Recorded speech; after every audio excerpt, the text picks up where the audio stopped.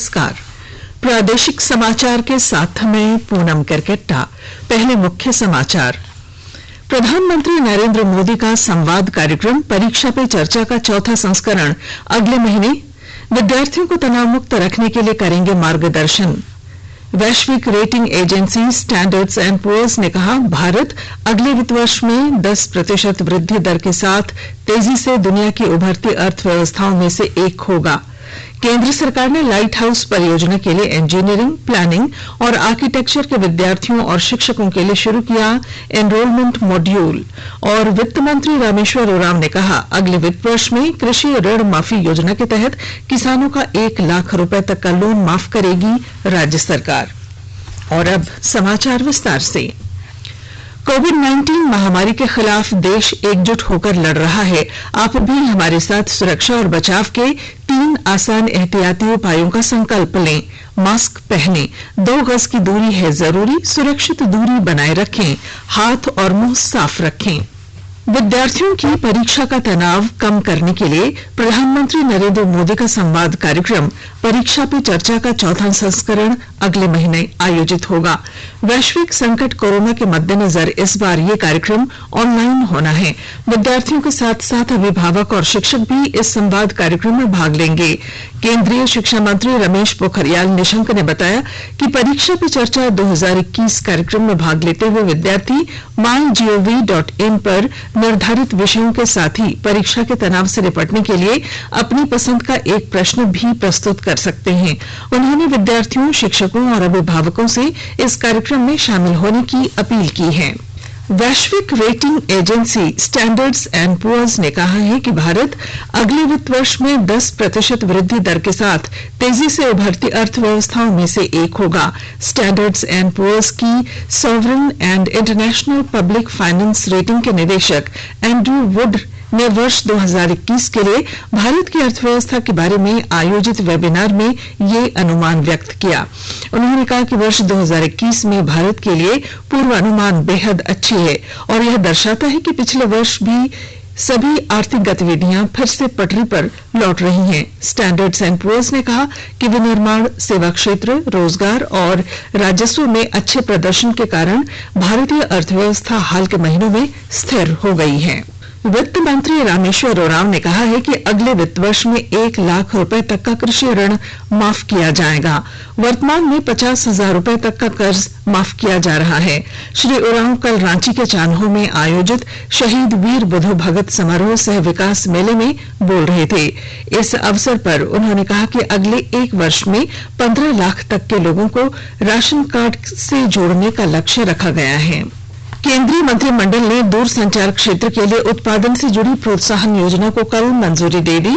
मंत्रिमंडल की बैठक के बाद इलेक्ट्रॉनिक और सूचना प्रौद्योगिकी मंत्री रविशंकर प्रसाद ने संवाददाताओं को बताया कि दूरसंचार क्षेत्र के लिए इस योजना के तहत 1,21,95 करोड़ रुपए मंजूर किए गए हैं।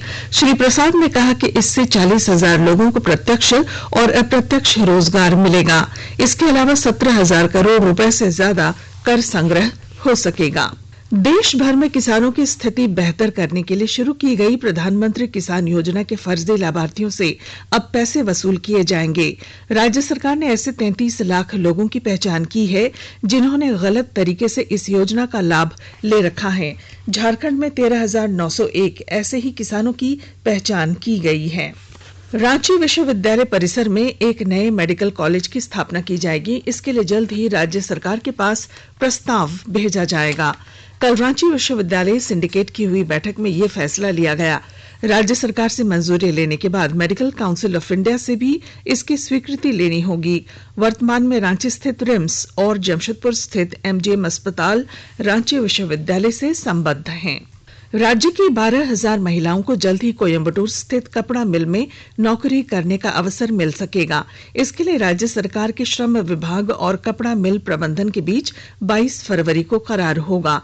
राज्य के श्रम आयुक्त ए मुथु कुमार ने बताया कि इन महिला कर्मियों को वेतन के अलावा कंपनी द्वारा आवास और भोजन की भी सुविधा प्रदान की जाएगी। अगले 1 वर्ष में चरणबद्ध तरीके से 12,000 महिलाओं की नियुक्ति की जाएगी। उन्होंने बताया कि इन महिलाओं को प्रतिमाह 12,000 रुपए मिलेंगे। साथ ही कंपनी प्रबंधन द्वारा भविष्य निधि और सामाजिक सुरक्षा का भी लाभ दिया जाएगा। आकाशवाणी के ताजा तरीन समाचारों के लिए आप हमारी वेबसाइट newsonair.com पर लॉग ऑन कर सकते हैं। ताजा समाचार Twitter handle @AIR News Alerts और Facebook page all India radio news पर भी उपलब्ध हैं। आप प्रादेशिक समाचार एकांश के ट्विटर हैंडल @AIR News _ और Facebook page AIR News Ranchi के अलावा YouTube channel AIR News Ranchi पर भी हमारे बुलेटिन सुन सकते हैं। प्रादेशिक समाचार आप आकाशवाणी रांची से सुन रहे हैं और अब पेश हैं कोरोना से बचाव के कुछ संदेश। कोविड-19 से बचाव और सुरक्षित रहने के 3 उपाय। मास्क लगाएं, 2 गज दूरी है जरूरी, सुरक्षित दूरी रखें, हाथ और मुंह साफ रखें।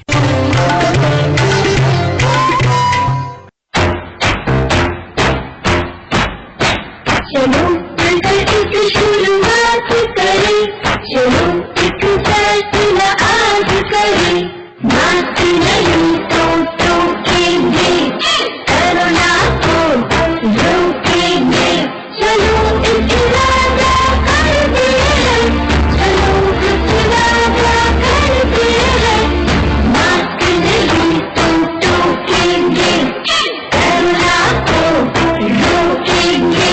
भारत सरकार द्वारा जनहित में जारी। प्रादेशिक समाचार में आपका फिर स्वागत है।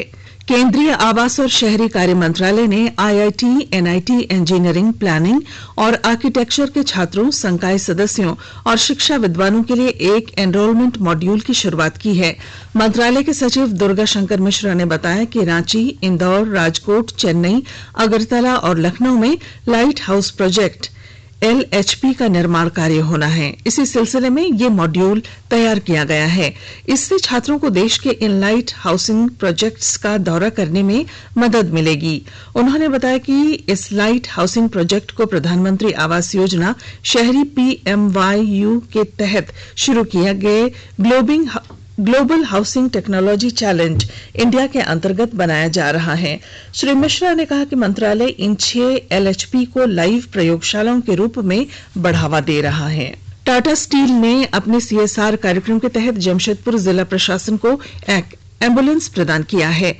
टाटा स्टील के महाप्रबंधक अश्विनी कुमार ने उपायुक्त सह जिला दंडाधिकारी सूरज कुमार को समाहरणालय परिसर में इस एम्बुलेंस की चाबी सौंपी। इस मौके पर उपायुक्त ने कहा कि इस एम्बुलेंस से आम लोगों को जरूरत के समय काफी लाभ मिलेगा। आज Tata steel downstream private limited के द्वारा हम लोगों को यहाँ पे CSR मद के तहत डिस्ट्रिक्ट हेल्थ कमेटी को, जिला स्वास्थ्य समिति को ये एम्बुलेंस हैंड ओवर किया गया है। इस पर्टिकुलर एम्बुलेंस को फिलहाल के लिए हम लोग IDS टीम यूज करेंगे और in future with the permission of health secretary sir हम लोग एक ड्राइवर की व्यवस्था करवाते हुए परमानेंटली इसको घाटशिला ट्रॉमा सेंटर में यूज करने का प्लान किया। इसी तरीके से फ्यूचर में एक और एम्बुलेंस हम लोग को CSR के माध्यम से प्राप्त होना है, जिस एम्बुलेंस का हम लोग उपयोग बारागुड़ा के ट्रॉमा सेंटर के लिए करेंगे। देश में कोविड से स्वस्थ होने वालों की दर 97.32% है। स्वास्थ्य मंत्रालय ने बताया है कि पिछले 24 घंटों में 11,987 लोग कोविड से ठीक हुए। अब तक 1,06,56,845 लोग संक्रमण से स्वस्थ हो चुके हैं। कल मिले 12,881 नए मामलों को मिलाकर अब तक देश में कोविड के मामले 1,09,50,201 हो गए हैं। मंत्रालय ने कहा कि पिछले 24 घंटों में कोविड से 101 लोगों की मौत हुई है। वहीं अब तक 94,22,228 लोगों को कोविड का टीका लगाया जा चुका है। आकाशवाणी का समाचार सेवा प्रभाग आज अपने फोन इन कार्यक्रम में कोविड-19 पर विशेष परिचर्चा प्रसारित करेगा। नई दिल्ली के सफदरजंग अस्पताल की वरिष्ठ चिकित्सक डॉक्टर रूपाली मलिक इस चर्चा में भाग लेंगी। श्रोता टोल फ्री टेलीफोन नंबर 1800-115767 पर विशेषज्ञों से सवाल पूछ सकते हैं। आप टेलीफोन नंबर 011-2331-4444 पर भी सवाल पूछ सकते हैं और हमारे Twitter handle @AIR News Alerts पर सवाल पूछ सकते हैं। इस कार्यक्रम को आज रात 9:30 बजे से FM गोल्ड और अतिरिक्त मीटरों पर सुना जा सकेगा। ये कार्यक्रम हमारी वेबसाइट newsonair.com और हमारे YouTube channel news on AIR official पर भी उपलब्ध रहेगा। इसे आप हमारे mobile app news on AIR से भी सुन सकते हैं। लातेहार जिले के नेतरहाट में कपड़ा मंत्रालय द्वारा 2 दिवसीय विपणन कार्यशाला का आयोजन किया गया। विस्तृत ब्यौरा दे रहे हैं हमारे लातेहार संवाददाता। लातेहार जिले के नेतरहाट में वस्त्र मंत्रालय के तत्वाधान में 2 दिवसीय स्थानीय विपणन कार्यशाला का आयोजन किया गया। इस कार्यशाला में एप्लिंग एवं काथा के 50 शिल्पकार महिलाओं ने भाग लिया। मुख्य अतिथि के रूप में मनिका विधानसभा क्षेत्र के विधायक रामचंद्र सिंह उपस्थित थे। कार्यशाला को संबोधित करते हुए विधायक ने कहा कि एक वक्त था जब लातेहार लाह की खेती के लिए दुनिया भर में मशहूर था।